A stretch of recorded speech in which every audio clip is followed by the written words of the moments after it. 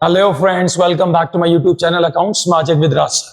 Admission of a partner के chapter को आगे बढ़ाते हुए ट्रीटमेंट ऑफ गुडविल, जो कि इस चैप्टर की जान है, उसको कंटिन्यू करते हुए अब हम अगले टॉपिक पे चल रहे हैं। और अभी ट्रीटमेंट ऑफ गुडविल ही चल रहा है, अभी 2-3 क्लास और चलेगा।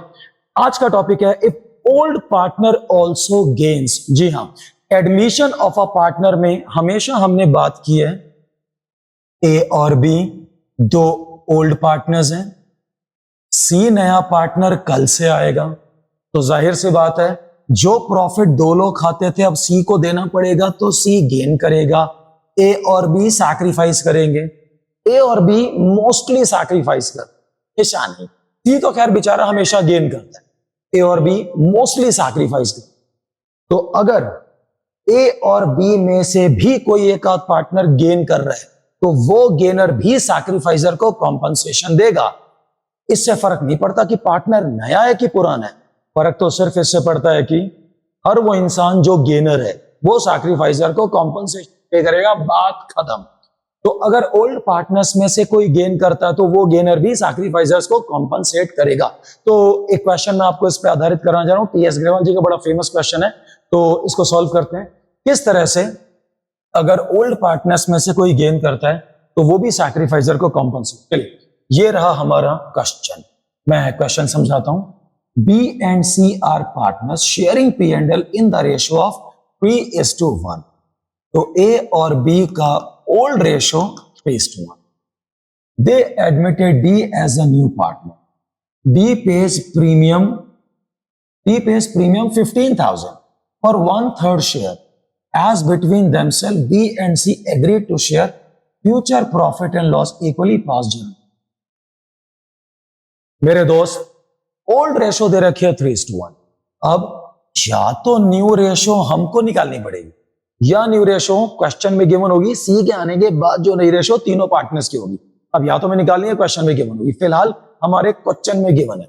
अगर क्वेश्चन में गिवन है कि वो सी तो खैर आई हीरो 1/3 के ले रहा है हीरो, तो ए और बी भी उसके साथ इक्वल बांटेंगे, तो ठीक है, तीनों 1/3 1/3 1/3 1:1:1 आ गई हमारी न्यू रेशियो।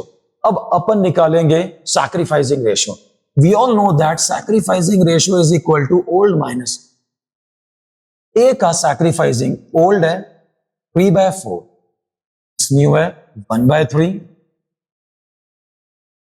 सर जी ए जो है वो 5/12 से सैक्रिफाइस कर, बी ओल्ड माइनस न्यू। इसकी अगर बात करें -1/12 से ये गेन कर as far as C is concerned, क्योंकि सी नया पार्टनर है तो जाहिर सी बात है वो तो गेन ही करेगा। उसका ओल्ड कुछ था ही नहीं, या मेरे सी का 1/3 यहां से देख ले वहां से देख ले, वो -1/3 से गेन करता। अगर हम इनके बेसिस को इक्वल करने की कोशिश करें, 12-12 करने की कोशिश करें, तो कितना आएगा? 4/12 से ये गेन करता। यानी कि जो 5/12 ये सैक्रिफाइस कर रहा है, 1/12 4/12 से ये दोनों गेन कर रहे हैं। और नए पार्टनर पुराने पार्टनर की तो बात ही नहीं थी, बात थी गेनर सैक्रिफाइसर को कॉम्पनसेट करेगा, नया हो चाहे पुराना हो। तो आप देख सकते हैं दो गेनर है, वो दोनों सैक्रिफाइसर ए को कॉम्पो करेंगे, यानी कि कॉम्पनसेट करेंगे। ठीक है, सी तो नया पार्टनर है, वो तो कॉम्पनसेट करेगा ही, क्योंकि बी पुराना पार्टनर लेकिन तखनीय गेन तो कर ही रहा है, तो वो गेनर भी ए को। तो एक बार सी घर से लाके या ना लाके ए को कॉम्पनसेट करेगा, और क्योंकि बी गेन कर रहा है तो बी गेनर भी सैक्रिफाइसर ए को दोनों कॉम्पनसेट करेगा। सी की जहां तक बात है, सी घर से कैश लाके कॉम्पनसेट कर। वो कितना कैश ला रहा है मेरा सी कैश ला रहा है 15,000, क्योंकि 15,000 का कैश ला रहा है। चलिए, तो मैं सम सॉल्व करता हूं थोड़ा।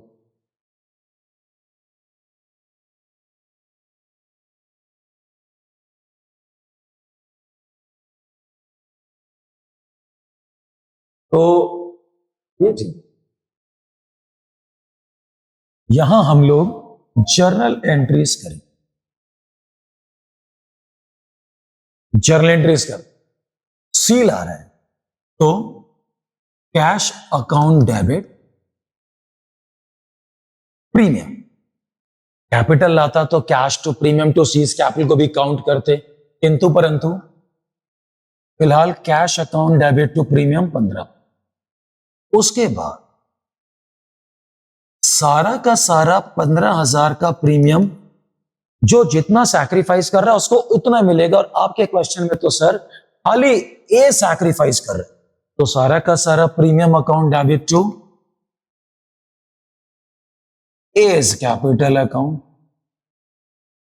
चलिए, सी गेनर था, उसने सैक्रिफाइजर ए को घर से कैश 15,000 का प्रीमियम लाके कॉम्पनसेट कर, तो कैश टू प्रीमियम ए को सारा दे दिया कॉम्पनसेट। बारी बी की है, क्योंकि बी गेन कर रहा है तो वो भी सैक्रिफाइजर ए को गुडविल देगा, लेकिन कैसे? कैश ला रहा है ऐसा तो कुछ मेंशन है नहीं, और अगर कैश नहीं ला रहा तो बी की कैपिटल से नॉच लेंगे। It's E's capital account debit to A's capital account. B's capital account debit to B की कैपिटल से नॉच के A की कैपिटल में हम वो गुडविल का पैसा डाल देंगे जो गेनर सैक्रिफाइजर को कॉम्पनसेट। यहां तक बच्चे पहुंच जाते हैं। कलेश होता है इसके बाद कि अमाउंट कितना कॉम्पनसेट, अमाउंट कितना कॉम्पनसेट करेगा ब्रदर। इसके लिए हम नए पार्टनर के, लो बोल रहा हूं ध्यान सुनो, अमाउंट कितना आएगा वो देखो। इसके लिए हम नए पार्टनर की जो गुडविल या प्रीमियम वो ला रहा है उसके आधार पर पूरी फर्म की गुडविल निकालेंगे, और फिर पूरी फर्म की गुडविल में कितना ये गेन कर रहा है वो ये पे करेगा। करके देखते, करके देखते।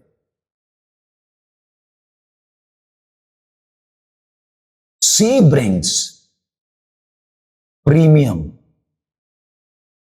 15,000। सी कितनी गुडविल प्रीमियम लाता है? 15,000। अपने कितने शेयर के लिए?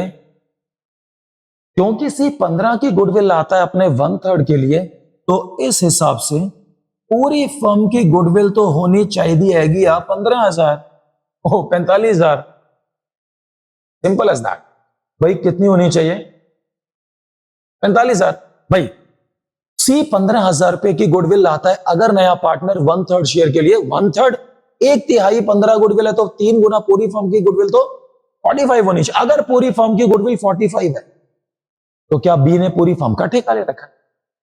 तो कितना गेन कर रहा है? सिर्फ बी गेन कर रहा है सिर्फ 1/12। तो 45,000 का वो 1/12 गुडविल का कॉम्पनसेशन सैक्रिफाइजर ए भैया को देगा। निकाल के द्वारा दिया 375।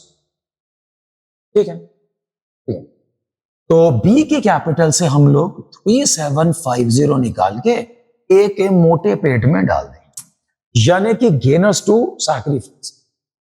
हल्का सा एक रिकैप कर देता हूं दोबारा से। अब इस वीडियो में हम लोग कर रहे हैं कि अगर ओल्ड पार्टनर्स में से भी कोई गेन, एग्जाम में बहुत ज्यादा आता है, बड़े कॉम्प्रिहेंसिव क्वेश्चन में भी बहुत ज्यादा आता है, छोड़ नहीं सकते, तो अगर ओल्ड पार्टनर्स में से भी कोई गेन करता है तो वो गेनर भी सैक्रिफाइजर को कॉम्पो करेगा, कॉम्पनसेट करेगा। कैसे करेगा? ओल्ड माइनस न्यू करके पता लगाओ। ई घर से कैश ला रहा है टू प्रीमियम, प्रीमियम सारा ए को दे दिया। बी गेन कर रहा है, बी की कैपिटल से नॉच के ए कितना, सी के आधार पे पहले पूरी फर्म की गुडविल निकाल लो। सी से 15,000 मंगाया 1/3 के लिए, हिसाब से पूरी फर्म की औकात 45 होनी चाहिए, उसमें वो कितना गेन कर रहा है 3750, बी की कैपिटल से निकाल के ए। चलिए अगली वीडियो में हम लोग एक और डिफिकल्ट वैरायटी, मैं अभी 3-4 वीडियोस में गुडविल के डिफिकल्ट वैरायटीज को कवर करूंगा। तो चलिए तब तक के लिए थैंक यू। अगली वीडियो में हम लोग मिलते हैं कल अगले टॉपिक के साथ, कल ही देख लेना। Thank you so very much.